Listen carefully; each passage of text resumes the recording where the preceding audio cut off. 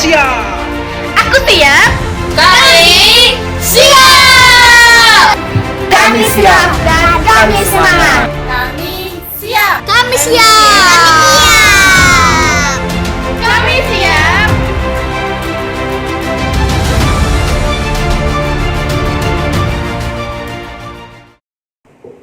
Baik, sebelum ibadah kita mulai di pagi hari ini, saya rindu untuk menyapa umat-umat Tuhan yang ada di rumah. Shalom. Shalom. Masih ada semangat? Ada antusias? Haleluya. Baik, kita akan mulai ibadah kita di pagi hari ini. Kita bersatu di dalam doa. Bapa yang baik, Tuhan, kami sungguh bersyukur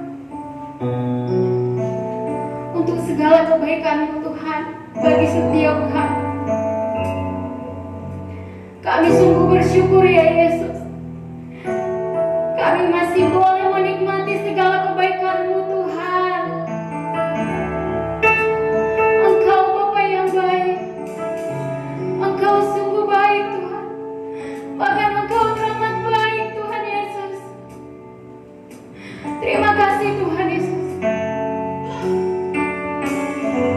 Bapa yang baik, kami juga bersyukur Tuhan untuk di pagi hari ini, di mana Tuhan masih memberikan kami kesempatan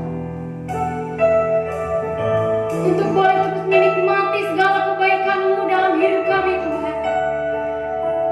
Bahkan kami boleh Tuhan ada di tempat ini, kami membawa kerinduan kami Tuhan.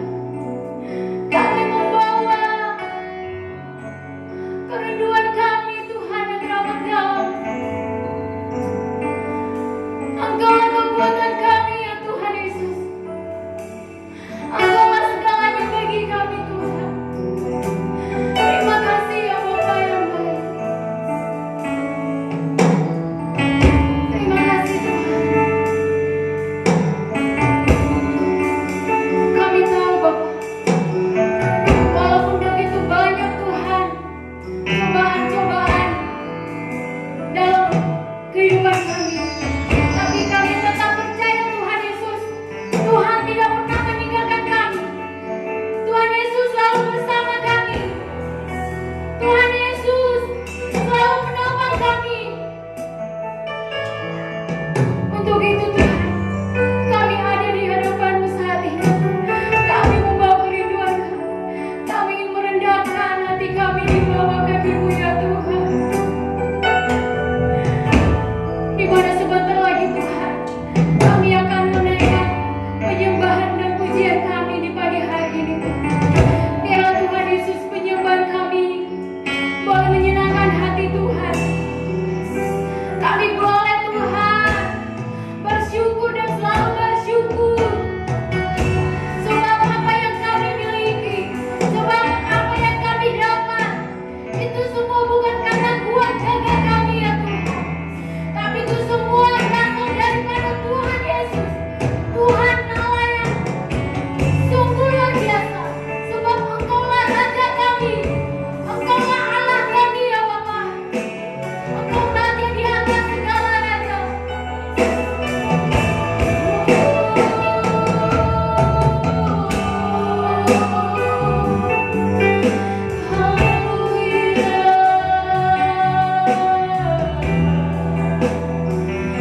Terima kasih Tuhan. Terima kasih Bapa. Engkaulah kekuatan kami. Engkaulah tempat perlindungan kami ya Tuhan. Walaupun kami tidak pernah melihat, tapi hati kami tetap percaya. Sebab Engkau selalu beserta dengan kami Tuhan. Engkaulah sukacita kami ya Tuhan. Haleluya Bapa yang baik. Engkaulah kekuatan kami.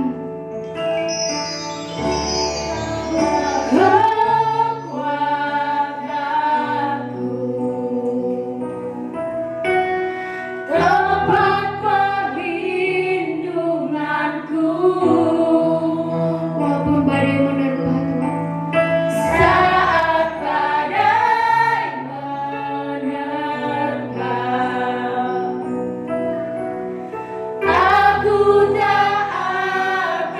goyah. Aku tak akan goyah. Aku tak akan goyah.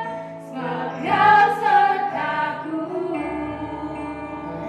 Sejauh langit, sejauh langit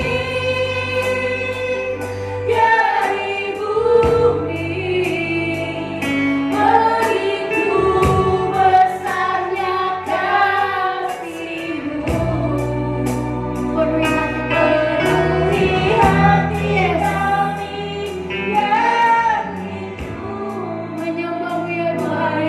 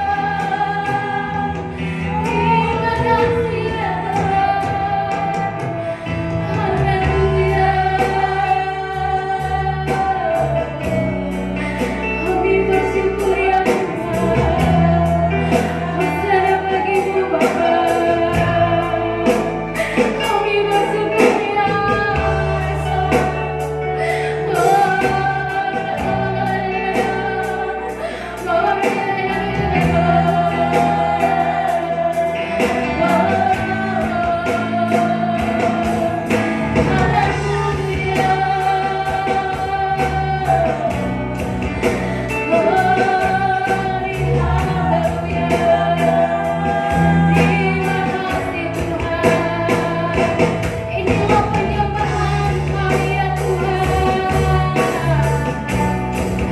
Engkaulah kekuatan kami ya Tuhan. Engkaulah sukacita kami. Haleluya. Terima kasih.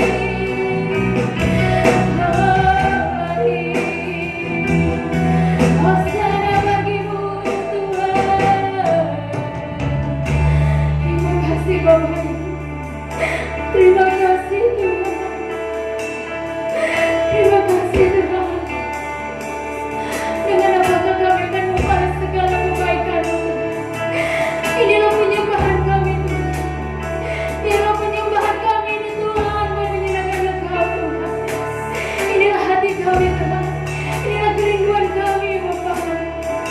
Engkau Bapa yang dahsyat. Walaupun Tuhan sejauh langit dari bumi, tapi kami tetap percaya Bapa. Kasih-Mu begitu besar bagi kami. Kasih-Mu begitu nyata bagi kami Tuhan. Haleluya Tuhan. Mari sama-sama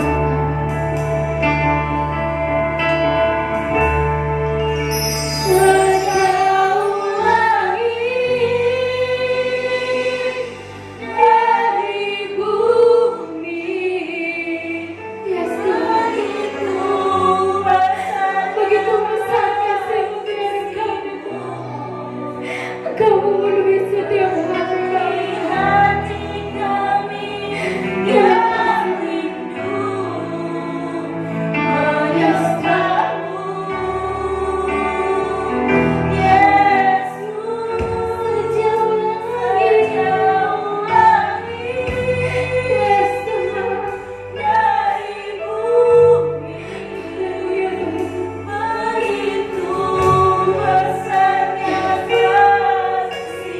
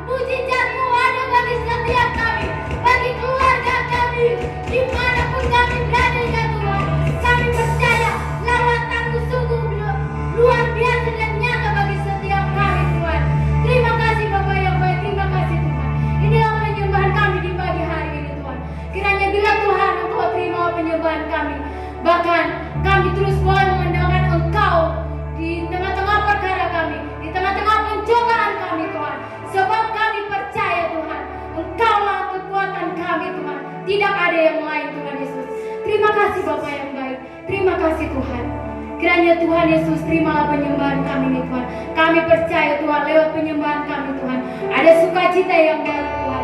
Bagi setiap umat-umat Tuhan saat ini Tuhan, yang sedang mengalami musibah, kami percaya kekuatan yang baru datang daripada Tuhan. Terima kasih Bapak yang baik, terima kasih Tuhan. Di dalam nama Yesus Kristus, sama-sama kita katakan, amin. Umat-umat Tuhan masih ada semangat? Masih ada antusias? Ada sukacita? Baik, siap untuk menari untuk Tuhan? Baik, umat-umat Tuhan yang ada di rumah, saya undang untuk bangkit berdiri, sama-sama kita menari untuk Tuhan. Amin. Bila roh Allah ada di dalammu.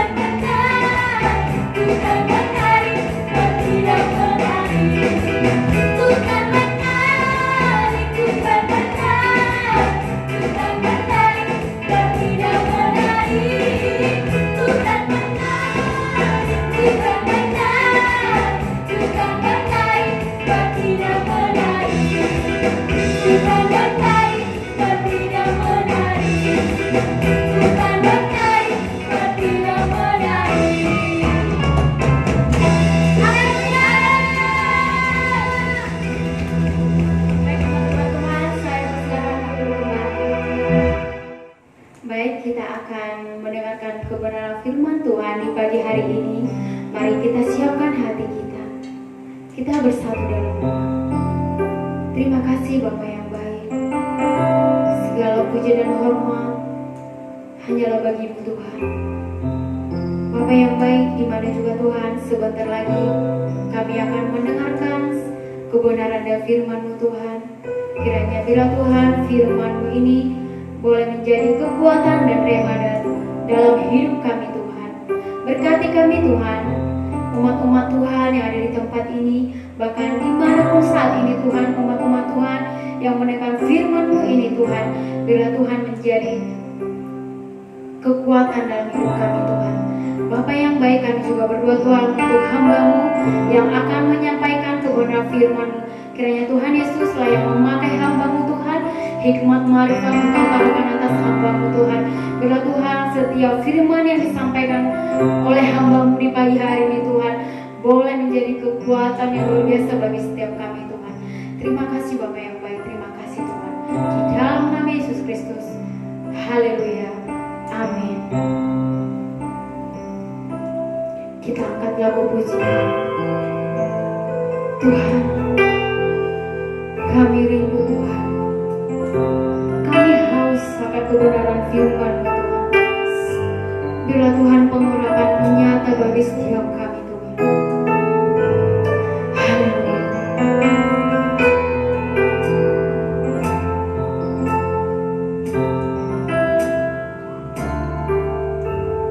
Sama-sama katakan, Tuhan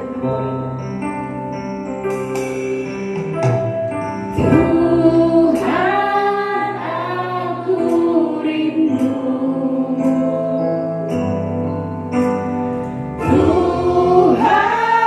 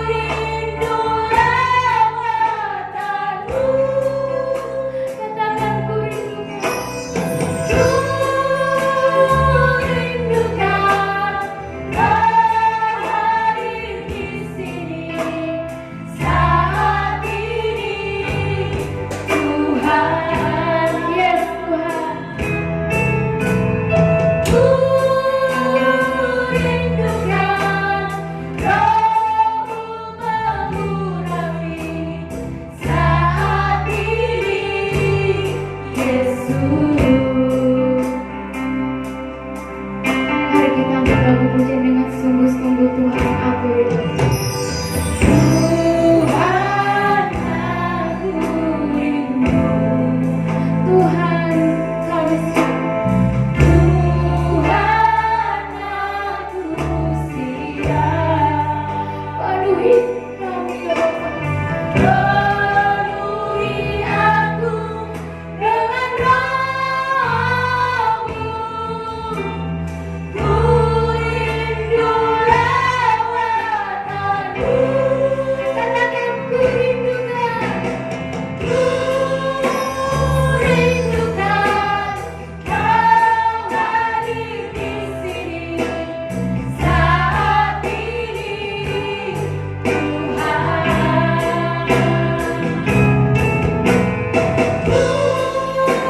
Ku rindukan Roh-Mu mengurapi saat ini, Yesus.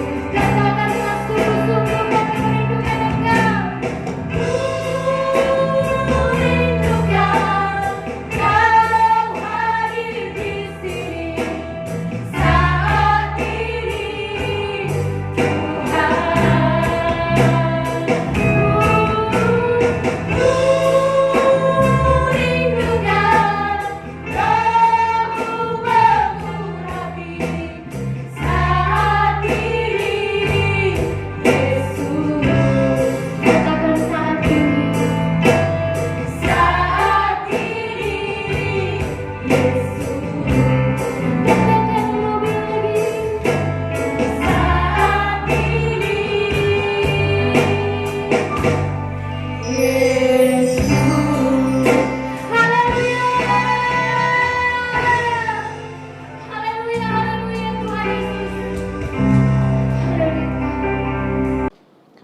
Puji nama Tuhan, Shalom Bapak Ibu, Saudara terkasih dalam Kristus Yesus.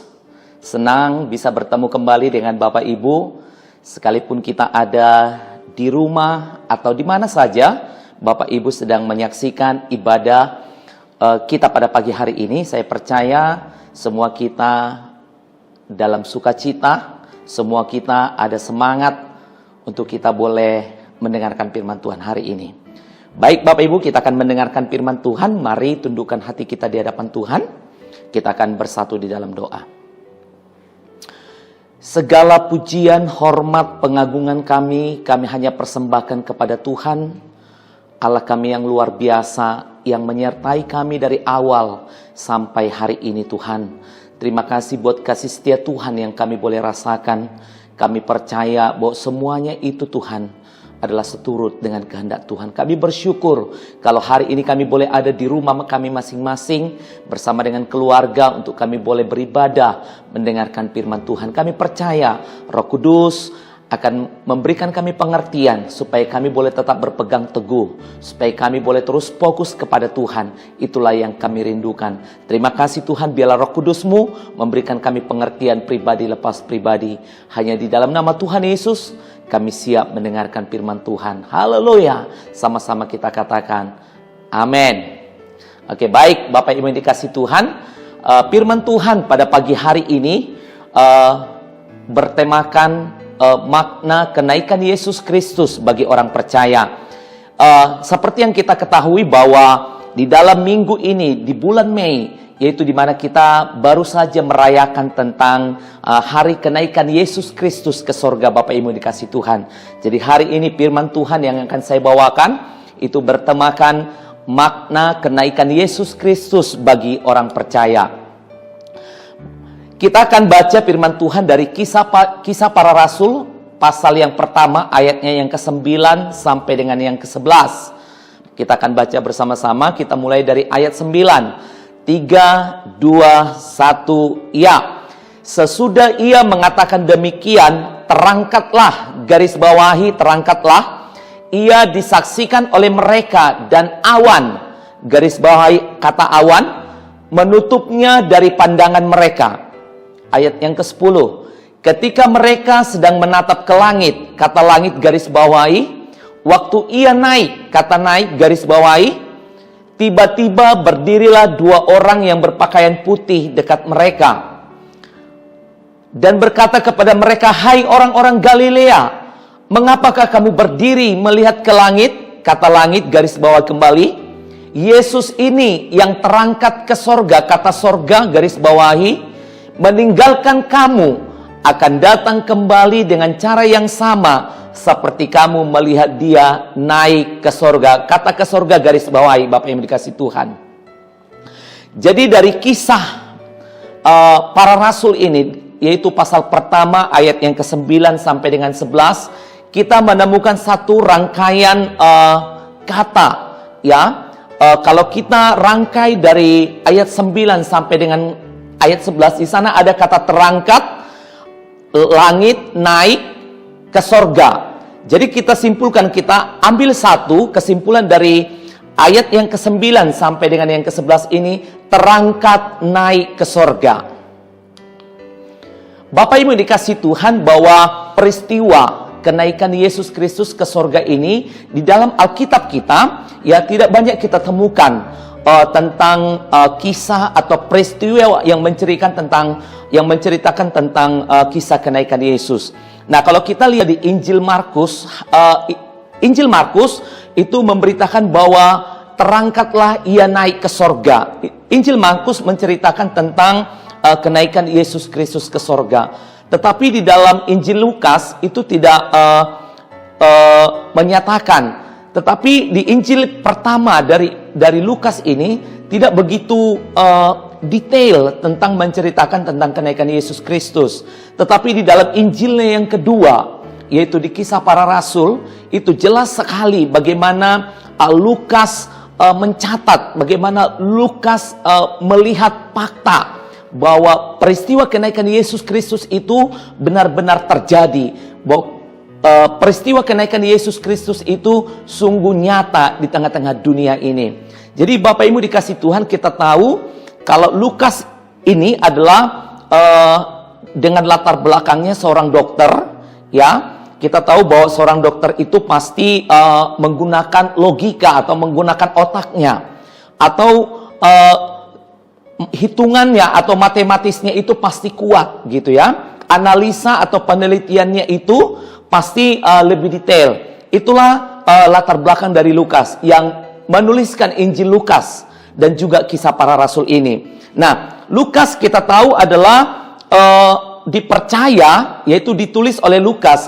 Kita tahu bahwa Kisah Para Rasul ini dipercaya ditulis oleh Lukas, di mana yang berprofesi sebagai dokter, di mana peristiwa atau kisah kenaikan Yesus Kristus ini dituliskan berdasarkan penelitian. Makanya kalau kita baca ya Injil Lukas di pasal pertama dan juga Kisah Para Rasul di pasal pertama, di sana dikatakan aku meneliti dengan seksama. Nah, artinya bahwa peristiwa kenaikan Yesus Kristus ini adalah fakta, bukan isapan jempol gitu. Jadi artinya Lukas mencatat peristiwa kenaikan Yesus Kristus ini berdasarkan fakta yang ada. Nah, apa yang bisa kita renungkan dari peristiwa kenaikan Yesus Kristus ini Bapak Ibu? Ya, apa yang bisa kita pelajari? Ya, apa yang bisa kita renungkan dari peristiwa kenaikan Yesus Kristus? Nah, kalau kita baca dari firman Tuhan tadi dari Kisah Para Rasul 1 ayat 9 sampai dengan 11. Di sana dikatakan ini adalah disebut dengan peristiwa Bukit Zaitun. Ya, ada kata Yesus terangkat naik ke sorga. Nah, Yesus terangkat naik ke sorga ini disaksikan oleh orang-orang atau disaksikan oleh orang-orang yang terdekat dengan Yesus. Ya, di sana ada para murid, ya ada 11 murid Yesus, ada ibu Yesus Maria dan juga saudara-saudara kandung Yesus. Nah, saudara-saudara kandung Yesus ini kalau kita baca kitab Perjanjian Baru, ya kita menemukan ada Yakobus yang menulis kitab Yakobus. Nah, ada juga Yudas ya yang menulis kitab Yudas. Nah, Yakobus dan Yudas ini dipercaya adalah saudara kandung dari Yesus. Nah, dan ada juga perempuan-perempuan yang menjadi murid Yesus. Nah, kalau kita lihat peristiwa Bukit Zaitun, ya, atau peristiwa kenaikan Yesus Kristus ini disaksikan oleh orang-orang yang terdekat dengan Yesus. Artinya ada saksi gitu, ada ada fakta yang bisa dibuktikan, yaitu lewat kebenaran firman Tuhan. Karena menurut saya bahwa peristiwa kenaikan Yesus Kristus ini adalah peristiwa yang sangat luar biasa, peristiwa yang sangat dahsyat Bapak Ibu. Karena kita tidak menemukan ya tokoh agama atau pendiri agama atau nabi-nabi sekalipun yang katanya mereka punya kesaksian naik ke surga, tetapi kita tidak menemukan fakta, kita tidak menemukan bukti yang benar atau bukti yang konkret kalau mereka pernah naik ke surga. Tetapi peristiwa Bukit Zaitun, peristiwa kenaikan Yesus Kristus ke surga, ini adalah fakta yang benar-benar terjadi. Bagaimana bisa kita baca di Injil Markus dan juga di Kisah Para Rasul. Jadi dalam Alkitab Perjanjian Lama, ya Bapak Ibu yang dikasih Tuhan, kalau kita baca Alkitab Perjanjian Lama, yaitu di mana sebelum Allah mengutus anaknya yang tunggal, artinya sebelum Yesus Kristus itu berinkarnasi menjadi daging, berinkarnasi menjadi manusia, dikatakan bahwa fokus Allah itu ada di bumi ini, fokus Allah itu ada di dunia. Nah, itu sebelum inkarnasi, sebelum Yesus Kristus diutus oleh Bapa kepada dunia ini, anak satu-satunya untuk menjadi jalan keselamatan bagi setiap manusia. Sehingga fokus Allah itu ada di bumi atau di dunia ini. Kenapa? Karena manusia, karena saudara dan saya yang diciptakan segambar dan serupa dengan Allah ini jatuh dalam dosa. Kalau kita lihat di dalam Alkitab kita Perjanjian Lama, ya bagaimana Adam dan Hawa jatuh dalam dosa dan juga peristiwa Sodom dan Gomora. Nah, artinya Allah fokusnya itu ada di bumi, atau fokusnya Allah itu ada di dunia ini. Bagaimana supaya manusia itu kembali, bagaimana supaya manusia itu bertobat. Sehingga Allah mengirimkan nabi-nabinya, hakim-hakimnya, dan juga orang-orang kudusnya. Jadi Allah mengirimkan nabi-nabinya, hakim-hakimnya, dan juga orang-orang kudusnya, ya untuk memberitakan berita pertobatan. Jadi berita firman Allah, pemberitaan firman Allah di dalam Alkitab kita Perjanjian Lama, ya itu semuanya fokus kepada dunia, fokus kepada bumi ini, fokus kepada dunia ini. Bagaimana supaya manusia itu kembali kepada roh yang benar, ya kepada pertobatan, kepada Dia yang menciptakan mereka. Sehingga Tuhan memberikan atau mengirimkan orang-orang kudusnya, nabi-nabinya dan hakim-hakimnya, supaya manusia itu bertobat, supaya manusia itu kembali kepada Allah. Tetapi kita lihat Bapak Ibu dikasih Tuhan, ya, karena sebelum Yesus berinkarnasi, sebelum Yesus menjadi manusia, ya, Allah itu fokusnya ada di bumi, fokusnya ada di dunia ini. Intinya supaya manusia yang diciptakan segambar dan serupa itu kembali kepada roh yang benar. Itu kembali kepada pertobatan. Nah, bagaimana setelah peristiwa, ya, di mana Yesus Kristus anak Allah yang tunggal itu, ya, telah diutus kepada dunia ini, yaitu menjadi jalan keselamatan bagi setiap kita orang-orang yang berdosa. Nah, kita lihat ketika Yesus Kristus naik ke sorga, fokus Allah itu tidak lagi ada di bumi ini, fokus Allah itu tidak ada lagi di dunia ini, tetapi fokus Allah ada di sorga. Makanya firman Tuhan katakan, kalau kita baca di dalam Injil Yohanes, ya pasalnya yang ke-14 ayat 1 sampai dengan 3, dikatakan bahwa bahwa Yesus itu pergi kepada Bapa untuk menyiapkan tempat bagi saudara dan saya. Amin. Jadi artinya fokus Allah, fokus Tuhan saat ini adalah sorga. Tidak lagi berfokus kepada dunia, atau tidak lagi berfokus kepada bumi ini. Kenapa? Karena Allah sudah memberikan anaknya yang tunggal kepada saudara, kepada semua manusia yang telah jatuh ke dalam dosa, supaya manusia itu tidak berujung kepada maut. Itu yang bisa kita lihat. setelah peristiwa Bukit Zaitun, setelah kenaikan Yesus Kristus ke sorga, fokus Allah ada di surga ini. Kenapa? Karena Allah Bapa sudah memberikan jalan keselamatan, yaitu lewat pengorbanan Yesus Kristus di atas kayu salib bagi setiap orang yang percaya.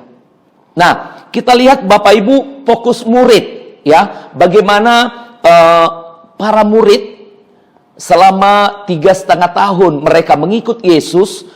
Mereka juga ketika mengikut Yesus, mereka berpikir bahwa ketika Yesus menyatakan bahwa dia ingin menegakkan kerajaan Allah di tengah-tengah bumi, menegakkan kerajaan Allah di dunia ini. Para murid berpikir bahwa kerajaan Allah itu ada di tengah-tengah dunia ini. Nah, pemikiran para murid pun saat itu ada di bumi atau ada di dunia ini, saudara. Ya, karena mereka berpikir, ya, ketika mereka mengambil keputusan untuk mengikut Yesus, ya, menjadi muridnya kemanapun Yesus pergi, mereka berpikir bahwa akan ada perubahan hidup mereka. Karena kita tahu bagaimana para murid itu, mereka berlatar belakang sebagai seorang nelayan. Kita tahu Bapak Ibu dikasih Tuhan bahwa nelayan itu adalah orang-orang yang terpinggirkan, atau nelayan itu adalah orang-orang yang tidak punya kekuatan politik, yang tidak punya kekuatan ekonomi atau finansial. Jadi mereka tidak punya power.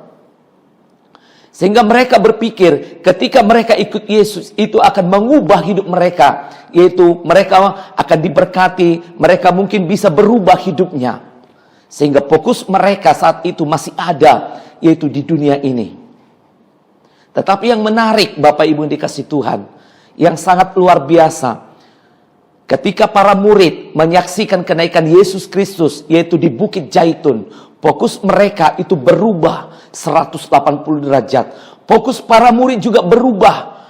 Mereka sekarang memfokuskan hidup mereka, yaitu kepada sorga, yaitu kepada kekekalan.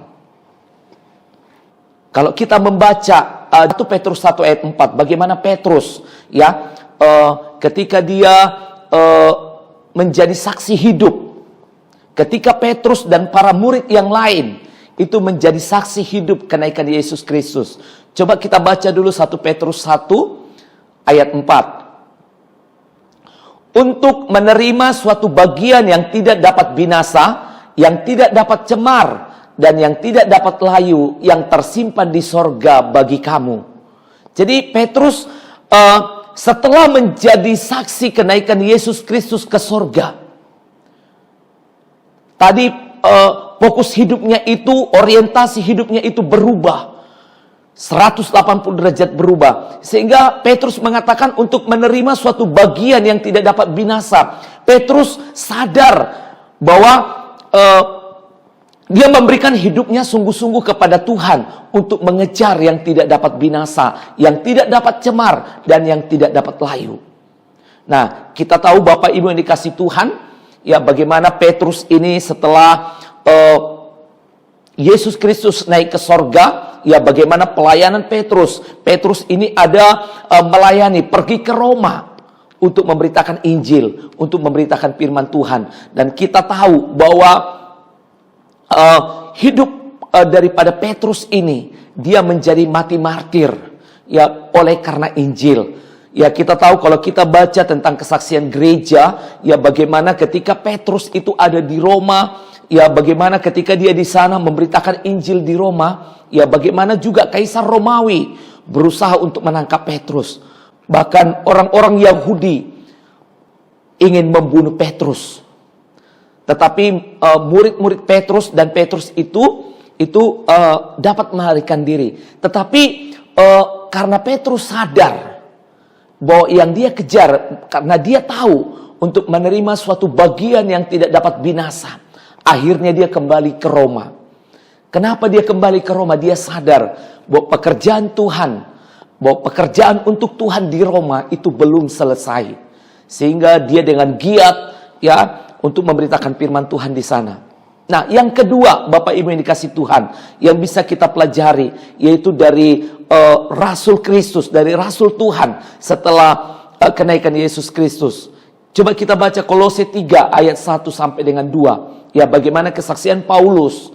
Dia setelah berjumpa dengan Yesus, Bagaimana dia mengatakan bahwa hidupnya dia lebih memikirkan kepada perkara-perkara yang di atas. Kita baca Kolose 3 ayat 1 sampai dengan 2. Karena itu, kalau kamu dibangkitkan bersama dengan Kristus, carilah perkara yang di atas, di mana Kristus ada, duduk di sebelah kanan Allah. Pikirkanlah perkara yang di atas, bukan yang di bumi. Bapak Ibu yang dikasihi Tuhan, kalau kita membaca kitab Perjanjian Baru, ya, kita bisa melihat bagaimana pelayanan Paulus, ya. Semua gereja yang ada di Asia, ya, gereja-gereja yang ada di Perjanjian Baru, itu adalah bukti pelayanan daripada Paulus. Ada Korintus, ada Efesus, ada Galilea, ada Kolose. Ya, itu adalah gereja-gereja. Ya, bagaimana buah pelayanan Paulus itu begitu berdampak di Asia. Kalau kita tahu Bapak Ibu dikasih Tuhan, Korintus itu menjadi Korintus itu adalah satu kota metropolitan atau kota yang besar. Kalau di Indonesia Korintus itu diibaratkan dengan Jakarta. Tetapi Paulus, ya, dengan giat memberitakan firman Tuhan. Nah, kalau kita lihat bahwa semua murid, ya, semua murid-murid Tuhan ini setelah menjadi saksi kenaikan Yesus Kristus, mereka kembali kepada realita, mereka kembali kepada pelayanan mereka kepada Tuhan. Sehingga mereka menyadari bahwa mereka sedang mengejar kekekalan atau yang tidak dapat binasa. Nah, apa makna kenaikan Yesus Kristus bagi orang percaya? Apa makna kenaikan Yesus Kristus yang bisa kita hidupi sebagai orang percaya? Saya akan bagikan ada dua hal Bapak Ibu dikasih Tuhan. Yang pertama adalah fokus hidup atau orientasi hidup kita harus berubah dari hal-hal duniawi kepada hal kerajaan sorga. Amin. Kalau kita dapat memaknai kenaikan Yesus Kristus ini, memaknai kenaikan Yesus Kristus ke sorga, maka fokus hidup kita atau orientasi hidup kita pasti berubah dari hal-hal duniawi kepada hal-hal kerajaan sorga. Minggu lalu Bapak Gembala kita telah menyatakan bahwa kumpulkanlah harta di sorga yang tidak bisa dicuri dan yang tidak habis dimakan ngengat. Mari Bapak Ibu dikasih Tuhan, fokus hidup kita, orientasi hidup kita harus berubah dari hal-hal duniawi kepada hal-hal kerajaan sorga. Karena apa? Fokus kita apakah yang kita lakukan itu menyenangkan hati Tuhan dan menghasilkan harta di sorga. Dua hal ini yang kita harus tanya. Apakah hidup kita, apakah yang kita lakukan itu menyenangkan hati Tuhan dan itu menghasilkan harta di sorga. Kalau kita menghasilkan harta di dunia ini yang bisa dicuri, bahkan yang habis dimakan ngengat, tidak akan ada gunanya. Bapak Ibu Saudara yang sudah melayani, mungkin rajin ke gereja, yang melayani Tuhan, tetapi fokus hidupmu, orientasi hidupmu itu masih ada di dunia ini. Saudara masih memusingkan perkara-perkara yang ada di dunia ini. Mari kita maknai kenaikan Yesus Kristus. Ya, supaya kita mengerti bahwa Yesus Kristus naik ke sorga untuk menyediakan tempat bagi saudara dan saya. Inilah yang menjadi perenungan bagi kita. Inilah yang menjadi sesuatu yang harus kita maknai. Berapa lama kita telah menjadi orang Kristen? Berapa lama kita sudah bertobat? Apakah kita sadar? Apakah kita sudah memaknai kenaikan Yesus Kristus itu atas hidup kita? Oleh karena itu, mari fokuskan hidup saudara, fokuskan hidup kita, orientasi hidup kita harus berubah. Ya, dari hal-hal yang duniawi menjadi hal-hal kerajaan sorgawi. Itulah yang kita rindukan. Untuk kita boleh terus mengiring Tuhan. Untuk kita boleh percaya kepada Tuhan, Bapak Ibu dikasih Tuhan. Jadi, terangkat naik ke sorga. Kita tahu bahwa orientasi atau fokus hidup para murid pun berubah. Jadi peristiwa kenaikan Yesus Kristus ini disaksikan oleh orang-orang terdekat tadi gitu. Sehingga ketika mereka kembali, ya ketika mereka menyadari bahwa mereka harus mengejar yang namanya kekekalan, mereka harus mengejar yang namanya harta di sorga. Itulah yang membuat mereka untuk terus semangat, untuk mereka tidak lagi memusingkan perkara-perkara di dunia ini, tidak lagi memikirkan hidup mereka. Bapak Ibu dikasih Tuhan, kalau kita lihat para murid ini, ya, ketika mereka mulai memfokuskan hidupnya, ketika mereka mulai orientasi hidupnya kepada sorga, apakah mereka susah? Tidak. Apakah mereka menderita? Tidak. Apa mereka tidak makan? Tidak. Karena mereka tahu, ketika mereka mulai fokus, ketika mereka mulai mengarahkan hidup mereka kepada Tuhan, mereka sadar Tuhan pasti menyertai mereka. Amin. Oleh karena itu Bapak Ibu dikasih Tuhan, fokuskan hidupmu, orientasi hidupmu, mulai arahkan kepada hal-hal kerajaan sorga. Jangan takut, karena Tuhan pasti menyertai, Tuhan pasti menolong. Ketika kita mulai fokus, ketika kita mau sungguh-sungguh kepada Tuhan, ketika mau kita mulai memfokuskan hidup kita ini untuk hal-hal yang tidak bisa binasa, yaitu kepada hal-hal yang sorgawi. Itulah yang Tuhan inginkan. Nah, yang kedua, Bapak Ibu, dari pembacaan firman Tuhan tadi, kita baca di sana tadi dikatakan ada kata awan. Tadi terangkat naik ke sorga. Nah, selain terangkat naik ke sorga, kita menemukan kata awan.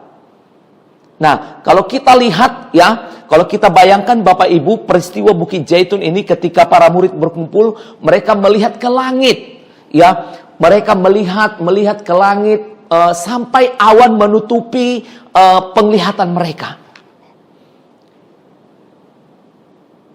Ketika para murid Yesus dan saudara-saudara Yesus, ketika mereka melihat ke langit, ada awan yang menutupi, sehingga pandangan mereka tidak bisa lagi melihat Yesus dan sorga.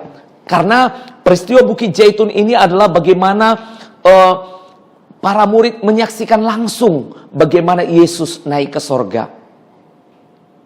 Nah, berbicara kata awan, yang menjadi masalah atau yang menjadi tantangan kepada murid itu adalah awan.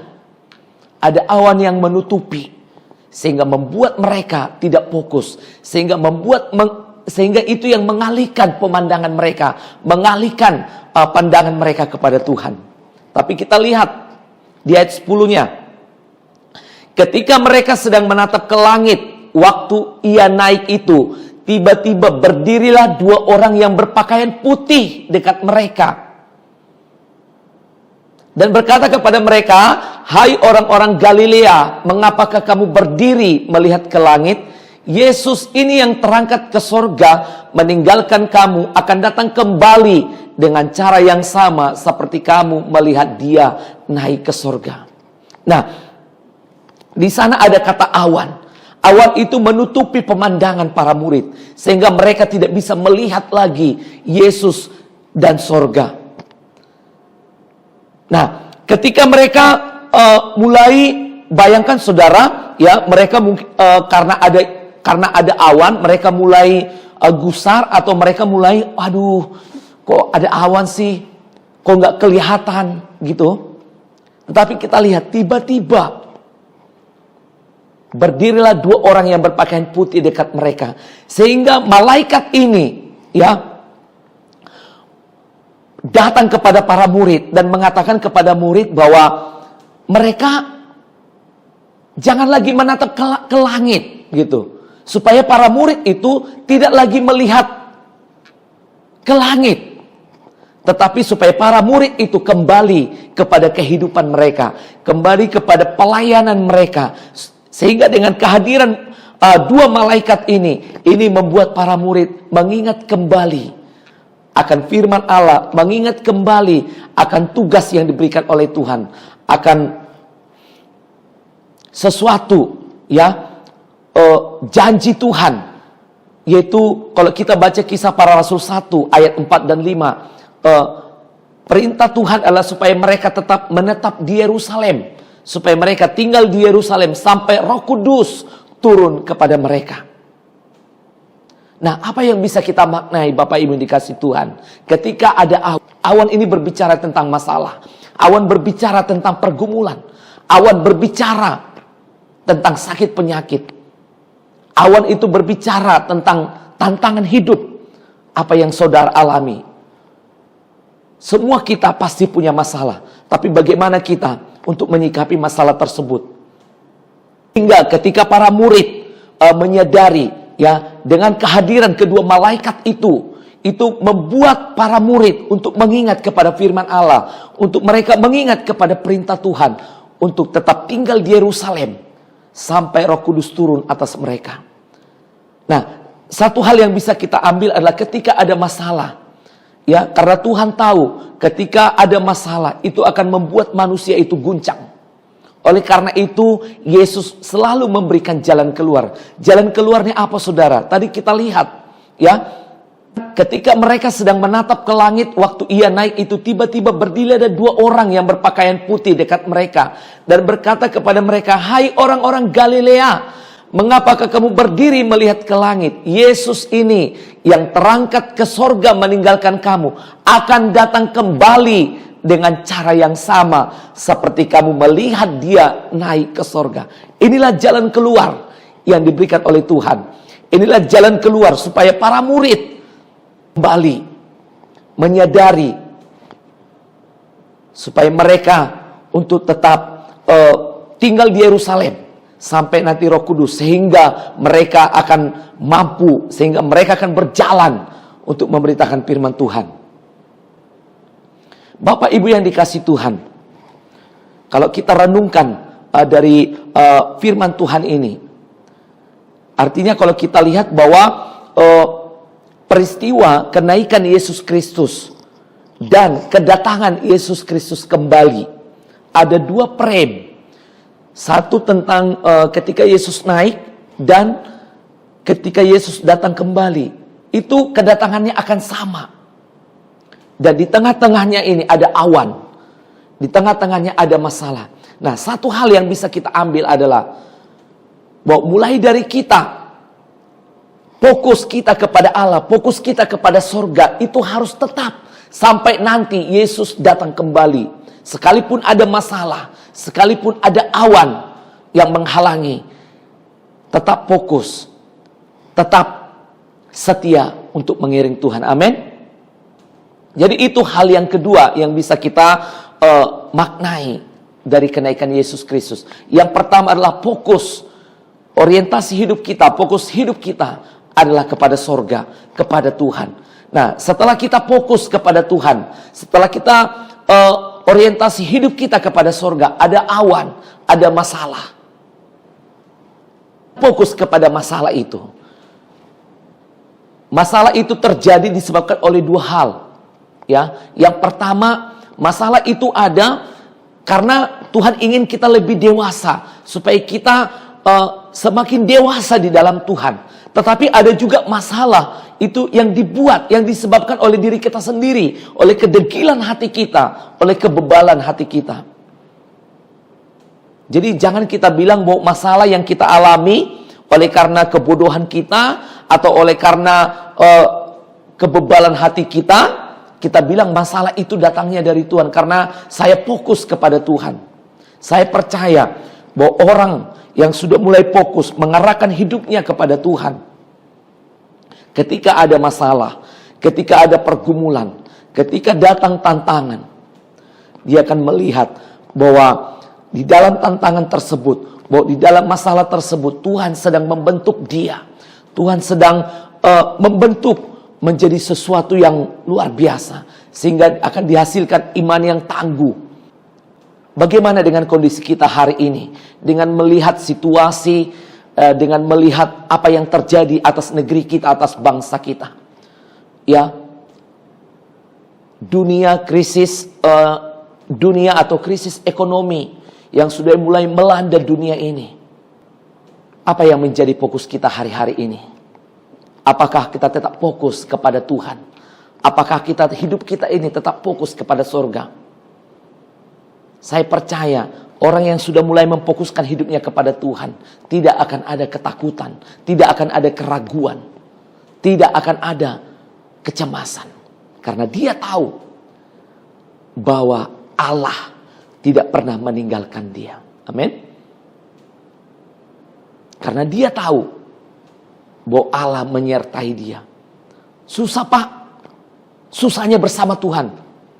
Sulit Pak, sulitnya bersama Tuhan.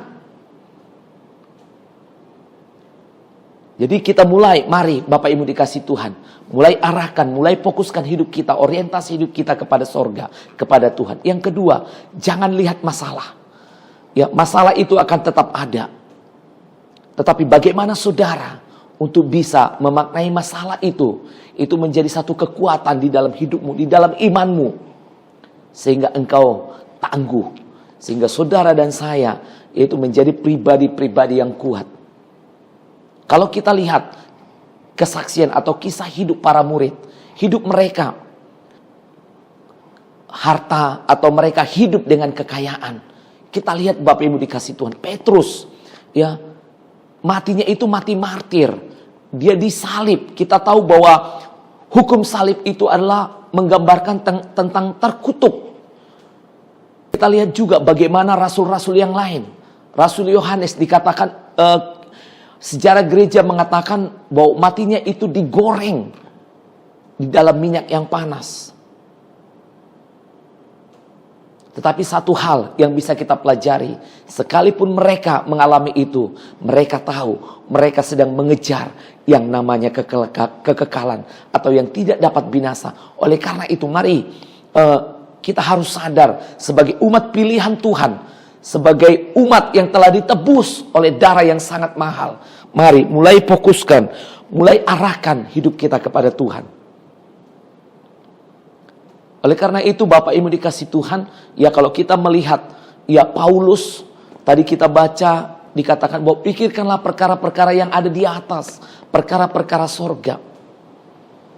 Paulus mengatakan hal tersebut karena Paulus itu, dia adalah orang yang bekerja, sekalipun dia melayani sungguh-sungguh, memberitakan Injil, memberitakan firman Tuhan, dia tetap bekerja. Untuk apa? Untuk membiayai hidupnya dan biaya pelayanannya. Dia tidak pernah menggantungkan hidupnya kepada gereja atau jemaat yang dia layani. Bayangkan Bapak Ibu, Korintus itu adalah kota yang sangat kaya. Di sana Paulus membangun gereja yang besar, tetapi dia tidak pernah mengharapkan itu. Tetapi dia bekerja sebagai pembuat tenda. Paulus itu pekerjaannya adalah membuat tenda. Dari hasil itulah dia bisa makan, dia bisa membiayai pelayanannya. Kemana dia pergi? Luar biasa. Oleh karena itu Bapak Ibu dikasih Tuhan, maknai kenaikan Yesus Kristus ini. Mari kita maknai. Kita tahu, kalau saat ini, kalau sampai hari ini Yesus belum datang, berarti pekerjaan, artinya Allah Bapa, Yesus Kristus itu sedang mempersiapkan rumah bagi saudara dan saya. Oleh karena itu, kumpulkan harta di sorga. Kumpulkan harta yang tidak bisa dicuri. Karena nanti Bapak Ibu dikasih Tuhan, menggambarkan bahwa antara kenaikan Yesus Kristus dan kedatangan Yesus Kristus itu adalah peristiwa yang sama. Dan di tengah-tengahnya itu adalah awan, ada masalah. Sekalipun ada yang menjadi penghalang, kita harus tetap setia. Kita harus tetap mengejar yang namanya kekekalan. Yaitu kumpulkan harta di sorga, supaya kita beroleh mahkota kita masing-masing. Amin. Nah, ada dua hal yang bisa kita renungkan, yang bisa kita maknai dari kenaikan Yesus Kristus ini. Biarlah ini boleh menjadi warna atas hidup kita. Biarlah ini kita maknai dengan sungguh-sungguh. Sehingga kita boleh menyadari bahwa kita hidup adalah hidup untuk mengejar yang namanya kekekalan. Kita mengejar yaitu hal-hal yang tidak pernah, yang tidak bisa binasa. Ada awan, ada pergumulan, ada masalah. Jangan takut, hadapi. Tuhan pasti menyertai. Susah, mari susahnya bersama Tuhan. Ya, Bapak Ibu, kalau kita, Bapak Ibu mungkin pernah naik pesawat, ya. Kalau kita naik pesawat terbang itu ada awan, ya. Ada nggak pilot pesawat yang mengatakan, ada awan, sehingga dia menghindari awan tersebut? Kalau dia menghindari awan tersebut, kapan sampainya kepada tujuan? Karena di sana awan semua. Tetapi pilot yang handal itu, sekalipun awannya pekat, dia akan lewati, dia akan lalui dengan keyakinan dia. Oleh karena itu, firman Tuhan sudah ada di dalam tangan kita. Firman Tuhan sudah ada di dalam hidup kita. Apa yang menjadi kekhawatiran saudara? Apa yang menjadi ketakutan saudara? Apa yang menjadi ketakutan kita hari-hari ini? Mari gantungkan hidup kita kepada Tuhan. Kejar terus. Rubah fokus kita. Ya, mungkin ada banyak hal, ada banyak yang akan membuat fokus kita itu beralih dari Tuhan, yang menghalangi, yang membatasi fokus kita kepada Tuhan. Apakah itu pekerjaan kita? Apakah itu harta, ya? Apakah itu keluarga, sehingga kita tidak bisa fokus kepada Tuhan? Ini yang bisa saya sampaikan kepada kita semua. Biarlah ini boleh menjadi berkat bagi kita. Mari maknai kenaikan Yesus Kristus. Biarlah hidup kita fokuskan, orientasi hidup kita itu berubah dari hal-hal yang duniawi kepada hal-hal yang sorgawi, kepada kekekalan, kepada harta yang tidak bisa binasa. Yang kedua, jangan fokus kepada masalah. Masalah itu akan tetap ada. Tetapi bagaimana saudara dan saya melihat masalah itu untuk membuat kita semakin dewasa dalam Tuhan. Oke, baik Bapak Ibu yang dikasihi Tuhan, firman Tuhan sudah kita dengarkan. Bagaimana, apa makna kenaikan Yesus Kristus dalam hidup kita? Biarlah kita boleh fokus orientasi hidup kita kepada Tuhan, kepada sorga, supaya apa yang menjadi bagian Tuhan itu boleh dinyatakan atas hidup kita. Ada satu pujian yang menyatakan bahwa Yesus itu adalah jalan kebenaran, bahwa kalaupun kita hidup, biarlah hidup untuk menyembah Tuhan. Kalaupun kita hidup, biarlah mata kita tertuju kepada Tuhan. Terima kasih Tuhan Yesus buat pagi hari ini. Kami bersyukur, berterima kasih buat firman-Mu. Biarlah itu boleh menjadi rhema kekuatan atas hidup kami. Terima kasih Tuhan. Biarlah ini boleh menjadi perenungan bagi kita Bapak Ibu yang dikasihi Tuhan. Terima kasih Yesus. Sama-sama kita katakan, Yesus Kau kebenaran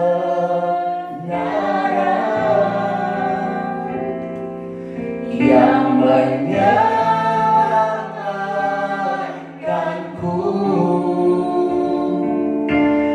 Kau memberikanku hidup dan pengharapan. Mari katakan, ku ikut kehendak-Mu.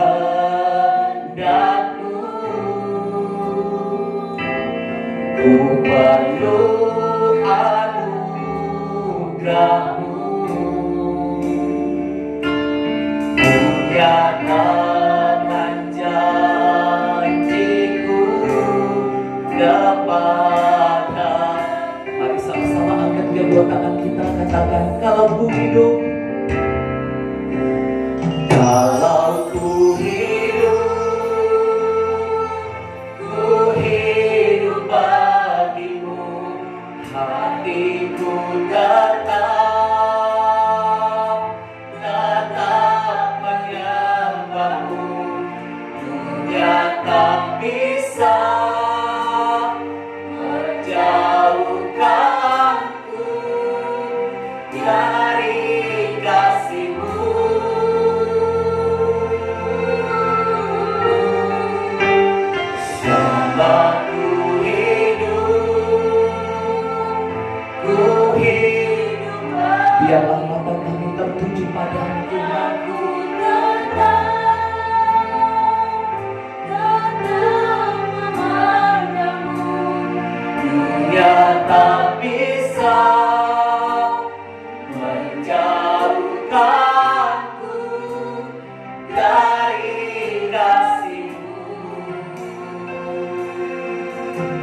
kasih Tuhan Yesus.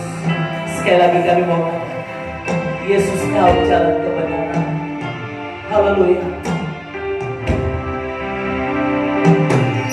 Yesus kau kebenaran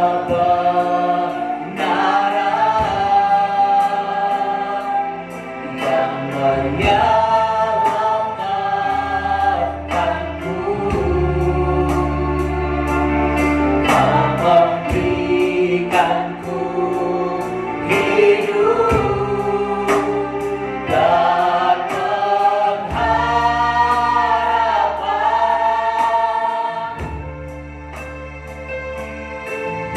Ikut kehendakmu, kami perlu anugerah-Mu.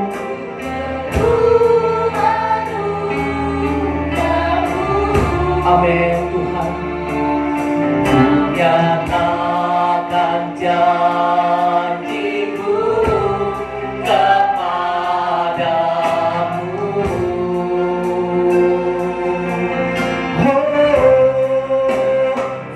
Aku hidup bagimu. Biarlah hati kami menyembah Tuhan.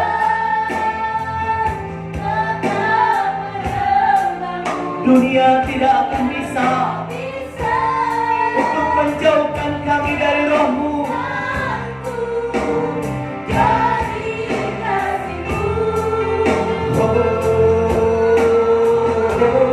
Selama ku hidup, ku hidup bagimu. Mataku tatap memandangmu. Dunia tak bisa menjauhkanku dari kasih. Mari sekali lagi Bapak Ibu sama-sama kita katakan, kalau ku hidup, biarlah kami hidup bagimu. Oh, biarlah hati kami menyembah-Mu Tuhan. Dunia tak bisa menjauhkanku dari kasih-Mu.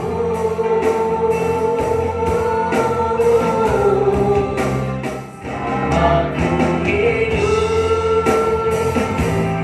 hidup bagimu. Mataku tatap memandangmu. Dunia tak bisa menjauhkanku dari kasih-Mu. Mari katakan, dunia tak bisa. Dunia tak bisa. Katakan, dunia tak bisa. Dunia tak bisa menjauhkanku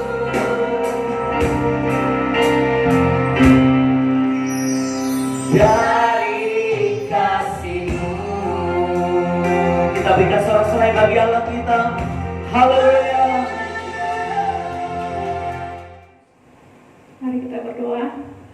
Bapa kami dalam surga, kami bersyukur, berterima kasih Tuhan. Engkau baik, sangat baik bagi kami. Engkau memberkati hidup kami, dan Engkau juga memberkati ibadah kami di pagi ini Tuhan.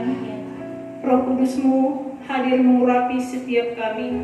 Terima kasih Bapa, terima kasih Yesus. Kami juga Tuhan telah mendengarkan kebenaran firman-Mu. Biarlah firman-Mu itu Tuhan tinggal di dalam kami. Apapun pergumulan kami, persoalan kami Tuhan, firman-Mu lah Tuhan yang menolong dan yang menyegarkan jiwa dan kehidupan kami.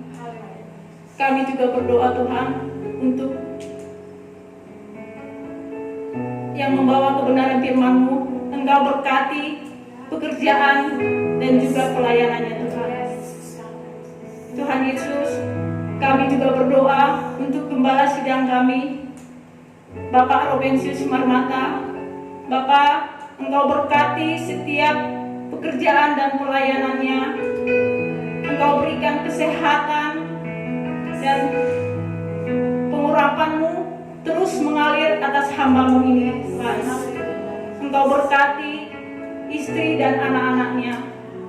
Dan kami juga berdoa untuk wakil gembala kami, Bapak Carter Sialoho dan Bapak Kades Jiliwu. Tuhan, kami bawa selalu hamba-Mu ini ke dalam tangan-Mu. Biarlah pengurapan-Mu terus mengalir atas hamba-Mu ini. Engkau berkati pekerjaan dan juga pelayanannya, Tuhan. Engkau berkati juga anak-anak dan istrinya. Terima kasih Bapak, terima kasih Yesus. Bapak, kami juga berdoa untuk seluruh jemaat kami GBI Eklesia, dari mulai sekolah minggu, pemuda maupun remaja maupun orang tua. Tuhan, biarlah sukacita-Mu selalu hadir di setiap kami. Dan kami juga berdoa Bapak untuk setiap jemaat-Mu yang mengalami sakit, Tuhan. Tuhan, kami percaya tidak kurang panjang tangan-Mu untuk menjamah, dan juga tidak kurang tajam pendengaran-Mu, Tuhan, untuk mendengarkan seruan kami. Kami percaya Tuhan, kuasa-Mu, bilur-bilur-Mu sanggup menyembuhkan segala sakit penyakit hanya di dalam nama Yesus Kristus, hanya di dalam nama Yesus Kristus. Dan kami juga berdoa untuk jemaat-Mu yang sedang mengalami kesedihan, Tuhan. Biarlah Engkau ya Tuhan yang memberikan semangat dan kekuatan dari-Mu, Tuhan. Bapak, kami juga berdoa untuk persembahan kami. Tuhan, Engkau berkati setiap persembahan kami, ucapan syukur, perpuluhan, maupun persembahan yang kami berikan. Berapapun itu Tuhan, biarlah itu Tuhan menjadi berkat di dalam setiap keluarga maupun di dalam gereja-Mu, Tuhan. Engkau berkati tangan-tangan yang memberi. Engkau tambah-tambahkan berkat berlipat-lipat kali ganda, Tuhan. Dan kami juga Tuhan selalu membawa doa kami ke dalam tangan-Mu untuk pembangunan gereja kami, Tuhan. Tuhan, kami percaya di setiap dana yang kami butuhkan di dalam pembangunan gereja kami percaya di dalam nama Tuhan Yesus, di dalam nama Yesus, Engkau cukupkan, Tuhan. Bapa, kami juga berdoa untuk untuk negara dan bangsa kami, Tuhan. Tuhan, pulihkan negeri kami ini, Tuhan. Pulihkan negeri kami, Bapa. Kami percaya, Tuhan, di saat kami berseru, berdoa, memanggil Engkau, Tuhan, hati kami percaya Engkau sanggup, kuasa-Mu sanggup, Tuhan, memusnahkan, menghancurkan segala virus-virus itu hanya di dalam nama Yesus Kristus, hanya di dalam nama Yesus Kristus. Dan kami juga berdoa, Tuhan, untuk seluruh pemimpin negeri kami, bangsa kami, Tuhan. Dari mulai presiden, wakil presiden, menteri, MPR, DPR, TNI, Polri, maupun seluruh pekerja-pekerjanya, Tuhan. Mari Tuhan Engkau berkati, Engkau berikan kesehatan dan semangat untuk pemimpin negeri kami, Tuhan. Agar setiap dalam pemimpinannya, Tuhan, negeri kami ini semakin baik dan semakin dipulihkan, Tuhan Yesus. Bapa yang baik, inilah doa dan permohonan kami kepada-Mu, Tuhan. Biarlah kehendak-Mu yang terjadi di dalam hidup kami dan bukan kehendak kami. Hanya di dalam nama Yesus Kristus kami mengucap syukur. Mari jemaat, mari kita bersama berdoa. Bapa kami di dalam surga, Bapa kami di dalam surga, dikuduskanlah nama-Mu, datanglah kerajaan-Mu, jadilah kehendak-Mu di bumi seperti di surga. Berikanlah kami pada hari ini makanan kami yang secukupnya, dan ampuni akan dosa dan kesalahan kami, seperti kami mengampuni orang yang bersalah kepada kami. Dan jangan bawa kami ke dalam pencobaan, tetapi lepaskanlah kami daripada yang jahat. Karena Engkau yang punya kerajaan dan kuasa dan kemuliaan sampai selama-lamanya. Ibadah live streaming kita ini sudah selesai. Angkat tanganmu dan arahkan hatimu kepada Tuhan. Terimalah berkat dari Tuhan kita, Yesus Kristus. Damai sejahtera dari Bapa di sorga turun atas kita. Penyertaan, perlindungan oleh kuasa Roh Kudus-Nya memimpin hidup kita. Mulai hari ini sampai Maranatha, sampai Tuhan Yesus datang kedua kali untuk mengangkat kita menjadi umat-umat pilihannya. Kita terima berkat ini di dalam nama Bapa, Anak dan Roh Kudus, yaitu di dalam nama Tuhan Yesus Kristus. Haleluya.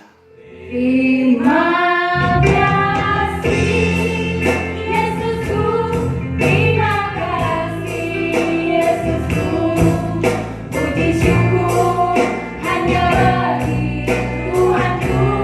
Terima kasih Yesusku, terima kasih Yesusku, puji syukur hanya bagi Tuhanku.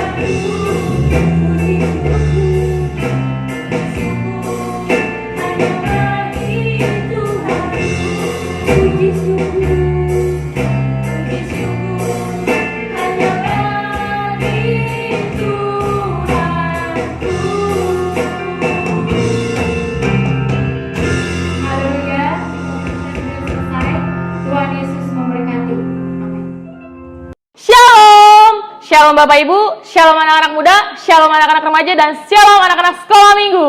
Masih semangat? Antusias.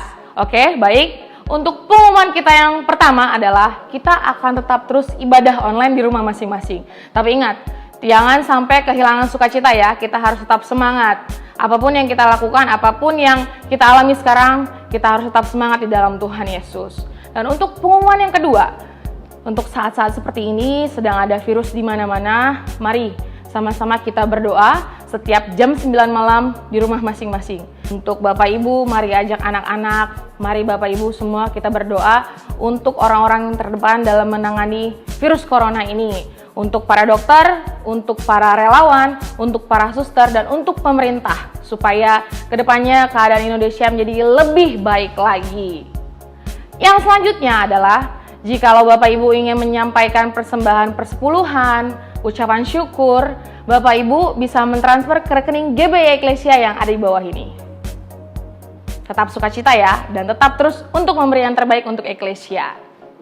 Dan yang terakhir, jangan lupa jaga kesehatan, jaga pola makan, tetap konsumsi air putih yang banyak. Jangan keluar rumah, ketika kita keluar rumah jangan lupa pakai masker. Oke Bapak Ibu, setelah melakukan aktivitas dari luar rumah, balik rumah, cuci tangan. Tetap jaga kesehatan. Tuhan Yesus memberkati.